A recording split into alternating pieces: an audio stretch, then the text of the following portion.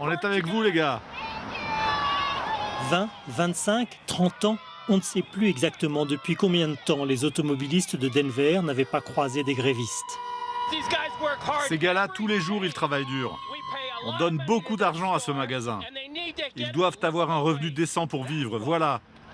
Ils ont été confrontés au Covid. Ils ont été malades. Certains sont morts. Et ce magasin doit payer sa dette. Le PDG a gagné 22 millions de dollars l'an dernier et nous, on n'a rien eu.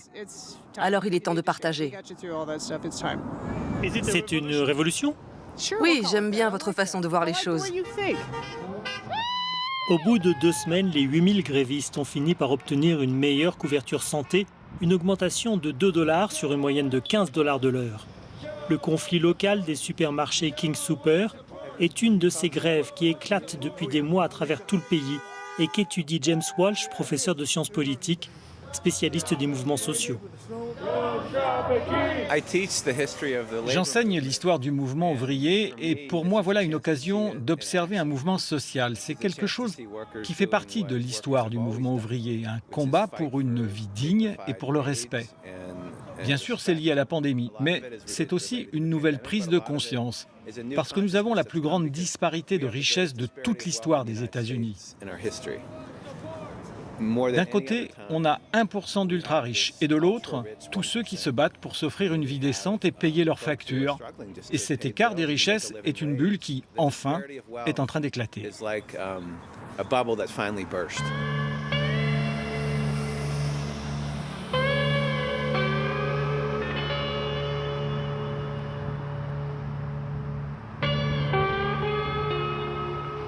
Depuis Denver, la capitale de l'État du Colorado, il suffit de partir vers l'ouest, s'enfoncer sur 200 miles dans les Rocheuses pour découvrir l'un des endroits des États-Unis où ces inégalités sont les plus spectaculaires.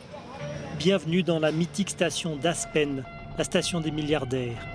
Depuis plus de 75 ans, Aspen est un paradis pour les skieurs, mais au tarif de 200 $ la journée de remontée mécanique. Je suis l'adjoint du directeur de la communication de la société Aspen Skiing Company. Nous voilà sur le magnifique sommet du mont Aspen dans le Colorado. Nous sommes une société privée. Nous sommes la propriété de la famille Crown de Chicago. Ils sont fans de ski et d'ardents défenseurs de l'environnement et des généreux philanthropes. Nous avons beaucoup de chance de les avoir comme propriétaires parce qu'ils aiment le ski.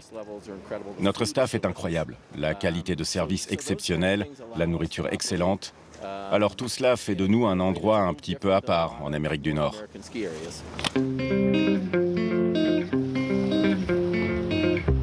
Comme dans beaucoup de stations à travers le monde, les saisonniers employés aux remontées mécaniques sont des jeunes passionnés de montagne venus de tout le pays. Originaire de Floride, David, 25 ans, ouvre le télésiège à 9h30.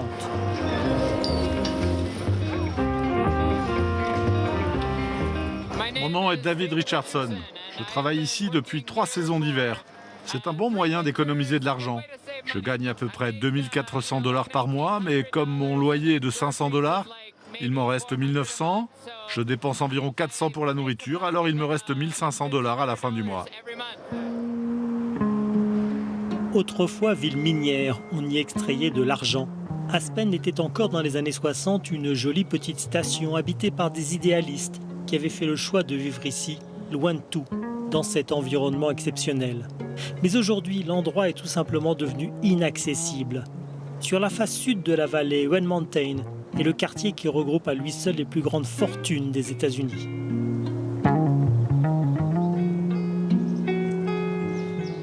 Bénévole au musée de la ville, Jane Click, née en 1933, est aujourd'hui la mémoire vivante d'Aspen. Ça a tellement changé depuis que je vis ici. Mais vous ne pourrez jamais enlever la beauté du lieu. C'est le plus bel endroit pour vivre. C'est aussi devenu le paradis des milliardaires. L'indécence des prix de l'immobilier en témoigne. Dans ce quartier, la moyenne est d'environ 20 millions. Je ne crois pas que l'on puisse en trouver à moins de 10 millions. Sur Red Mountain, c'est plutôt 35 millions. La moins chère, 25 millions. L'été dernier, une maison s'est vendue 72 millions. Et la semaine dernière, on m'a dit qu'une maison est partie à 48 millions de dollars. troisième, quatrième ou cinquième résidence pour certains. À ce tarif-là, se loger à Aspen est un défi. Et tous ceux qui travaillent pour les riches, sur les pistes, dans les maisons, les hôtels, les restaurants, ne peuvent pas suivre. Aspen, c'est un microcosme de ce qui se passe partout. Ceux qui arrivent ici pour travailler ne peuvent pas se payer un logement. Voilà le problème. Que va-t-il se passer quand il n'y aura plus personne pour s'occuper de nos énormes maisons? La pénurie de salariés est devenue un problème. À la question du logement s'ajoute aujourd'hui ce phénomène récent, appelé la grande démission. Depuis environ 6 mois, après les premières vagues de la pandémie de Covid, 4 millions de salariés démissionnent chaque mois aux États-Unis. Certains le font pour vivre mieux autrement sans le stress de la réussite à l'américaine. D'autres, plus modestes, en ont simplement assez de s'épuiser pour des salaires de misère. Ils savent que le marché de l'emploi est tendu et qu'ils sont en position de force pour demander plus et mieux.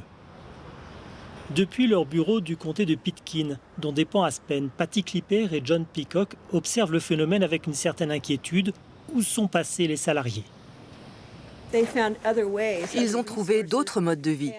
Ils économisent de l'argent en n'ayant plus à faire tous ces trajets pour aller travailler. Ils ont plus de temps pour eux, en famille, beaucoup plus qu'avant. Mais l'énorme problème, c'est l'inégalité de revenus. Et nous ne savons pas comment faire. On ne peut pas imposer aux employeurs de payer plus leurs salariés. Et quand vous avez 20 postes à pourvoir, il n'y a que 10 candidats. C'est une menace pour notre économie, ici, mais aussi ailleurs.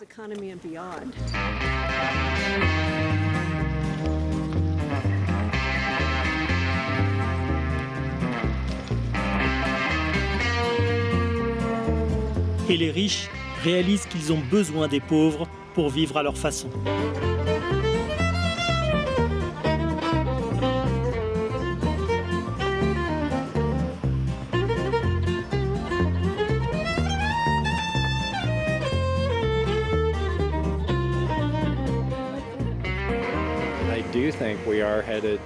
Je crois que s'ouvre une période durant laquelle nous devrons vraiment réfléchir à la façon de distribuer les richesses.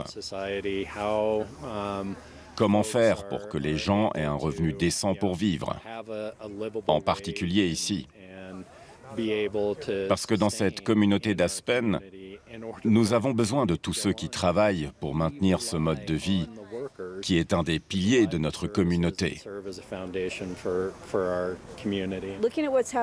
En regardant ce qui se passe dans d'autres coins du Colorado, maintenant, avec ces ouvriers et ces salariés des supermarchés qui sont en grève, je me dis que la marmite est en train de bouillir. Reste à savoir si cela va déborder ou si cela va se limiter à un jet de vapeur sous pression, comme une bulle qui grossit. En tout cas, les gens sont de plus en plus fatigués, dépassés et frustrés. Le comté se défend en mettant en avant une série de mesures pour proposer des logements accessibles. Il vient par exemple de racheter ce camp de caravanes pour empêcher toute construction et maintenir en place ceux qui y vivent et travaillent dans la station. Les élus sont donc bien conscients des problèmes qu'ils dénoncent, mais ils savent aussi que leur électorat ultra riche n'accepterait pas que l'on construise des logements sociaux au cœur d'Aspen.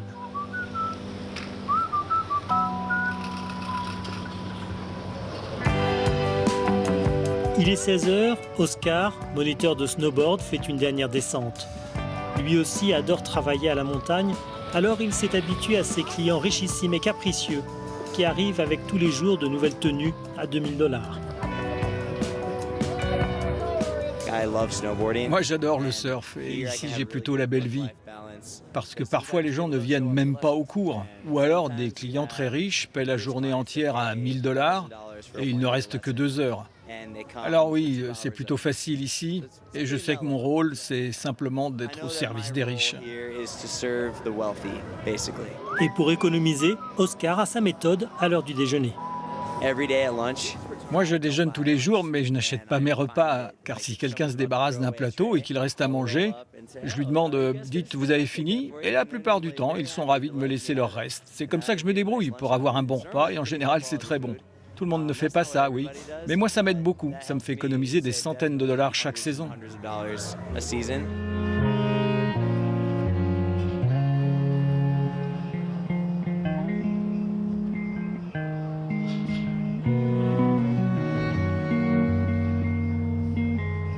18h à 30 km d'Aspen, nous retrouvons David. Sa journée au télésiège est terminée. Il regagne le terrain sur lequel sont plantés des tiny houses, une jolie expression pour désigner de simples mobil-homes.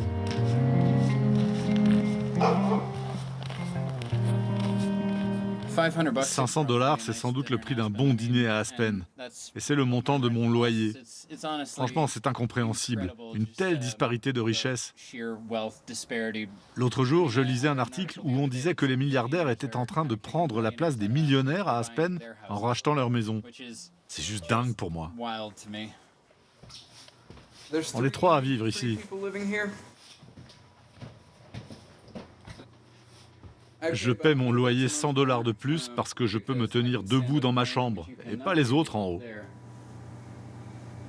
Je vote démocrate, mais pour moi, la différence entre les deux camps, c'est plutôt est-ce que vous voulez le statu quo ou une régression? Je ne crois vraiment pas que ce pays progresse. Les 2 dernières élections m'ont appris ça.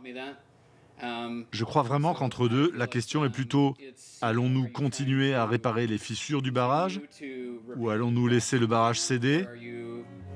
Alors qu'en fait, il faudrait avant tout faire baisser la pression. Plus qu'un simple caprice de salariés privilégiés, le phénomène de la grande démission est aussi une prise de conscience des plus modestes. Dans leur supermarché de Denver ou au service des plus riches à Aspen, certains se lèvent pour dire non aux inégalités, non à l'indécence. Ils savent que le pays a besoin d'eux, mais la révolution n'est pas une habitude américaine.